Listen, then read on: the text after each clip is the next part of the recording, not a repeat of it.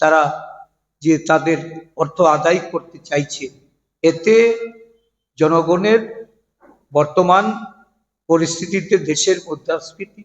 যুদ্ধজনিত কারণে মানুষের হেসেলে যে ধরনের খরচা বৃদ্ধি পেয়েছে, সেই তুলনায় আজকে না আয়ের সংস্থান আছে, না কর্মসংস্থান আছে। উন্নয়ন বলতে এই সরকার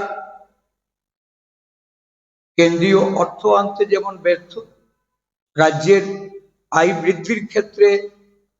বা ছোট রাজ্য হিসাবে উত্তর পূর্বাঞ্চলীয় যে সরকারি যে আর্থিক সহায়তা, এই সহায়তা আদায় করতেও তারা ব্যর্থ। মূলত ডাবল ইঞ্জিন সরকার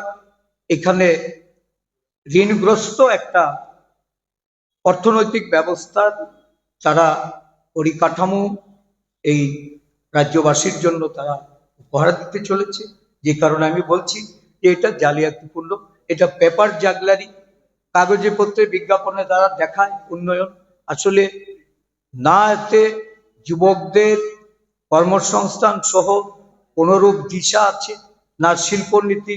শিল্পের সম্প্রসারণের কোনো দিশা আছে, না এই রাজ্যে কর্মচারী স্বার্থে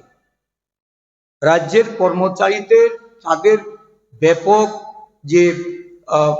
ডিএ থেকে শুরু করে তাদের বিভিন্ন ন্যায্য পাওনার ক্ষেত্রে, পেনশনার্সদের ন্যায্য পাওনার ক্ষেত্রে যে পরিমাণ ফারাক, এই ফারাক এইটার ব্যবধান কমানোর ক্ষেত্রে সরকারের কোনো পদক্ষেপ নেই। তাই এই বাজেটকে আমরা বলবো যে এটা এই রাজ্যের মানুষের দুর্দশা পূরণ করার ক্ষেত্রে সম্পূর্ণভাবে ব্যর্থ। বিগত দিনে যেমন তারা ব্যর্থতার দলিল তারা প্রস্তুত করে জনসম্মুখে নিয়ে এসছে, এবারের বাজেটেও আরেকটা ব্যর্থতার দলিল আমাদের সামনে তারা এসেছে। আমরা এর বিরোধিতা করি এবং রাজ্য সরকারের এই ভূমিকা, যেখানে খরচ অর্থ কমিশনের কাছ থেকে আদায় করতে তারা ব্যর্থ, কেন্দ্রীয় সরকারের কাছ থেকে অর্থ আদায় করতে ব্যর্থ সরকারের আমরা এই বাজেটকে